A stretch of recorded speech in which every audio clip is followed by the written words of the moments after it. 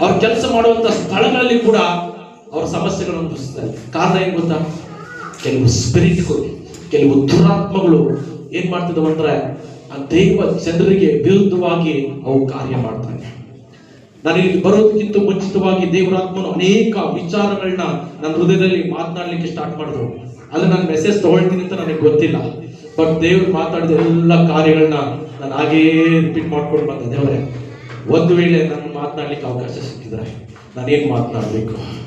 ದೇವರು ಕೆಲವು ವಿಚಾರಗಳನ್ನ ತಂದ್ರು.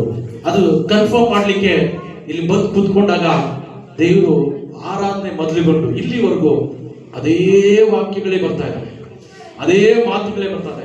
ಅಂದ್ರೆ ಆ ಪರಿಶುದ್ಧಾತ್ಮನ ಕುರಿತಾಗಿ ಮಾತಾಡ್ತಿದ್ದಾರೆ.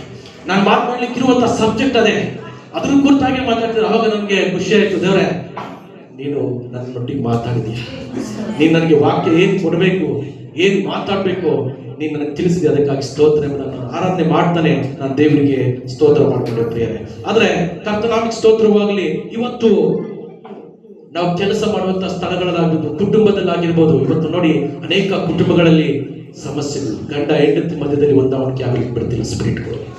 ಅತ್ತೆ ಸೊಸೆ ಮಧ್ಯದಲ್ಲಿ ಸ್ಪಿರಿಟ್ಗಳು ವರ್ಕ್ ಮಾಡ್ತಿದ್ದಾವೆ. ಸಭೆಗಳಲ್ಲಿ ಸ್ಪಿರಿಟ್ಗಳು ವರ್ಕ್ ಮಾಡ್ತಾರೆ.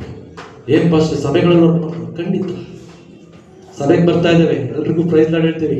Price lord brother, praise lord sister.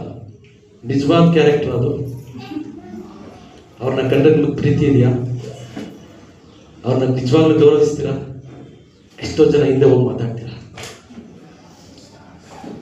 Price lord ಅಂತೀರ ಇಲ್ಲಿ ಬಂದ್ರೆ ಮನಸ್ಫೂರ್ತಿಯಾಗಿ, ಆದ್ರೆ ಹಿಂದೆ ಹೋದ್ರೆ ಆ ಬ್ರದರ್ ಆಗಿ, ಆ ಸಿಸ್ಟರ್ಗೆ, ಆ ಸಹೋದರನಿಗೆ, ಆ ಸಹೋದರಿಗೆ ಸ್ಪಿರಿಟ್ಗಳು.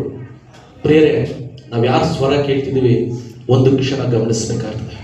ನಾವೇನೇ ಕಾರ್ಯ ಮಾಡಲಿ, ನಾವೇನೇ ಮಾಡಲಿ, ನಾವು ಯಾರು ಸ್ವರ ಕೇಳ್ತಿದ್ದೀವಿ ಬಹಳ ಇಂಪಾರ್ಟೆಂಟ್. ನೀವೇನೇ ಒಂದು ಕೆಲಸನ ಪ್ರಾರಂಭ ಮಾಡಬೇಕಾದ್ರೆ ಇದು ದೇವರಾತ್ಮನ ಸ್ವರನ ಇಲ್ಲ ದುರಾತ್ಮನ ಸ್ವರನ, ಅದನ್ನು ನೀವು ಗಮನಿಸಿದ್ರೆ ನೀವು ಖಂಡಿತವಾಗ್ಲೂ ಪವಿತ್ರಾತ್ಮ ಭರಿತರಾಗಿ ನಡೀಲಿಕ್ಕೆ ಸಾಧ್ಯವಾಗ್ತದೆ.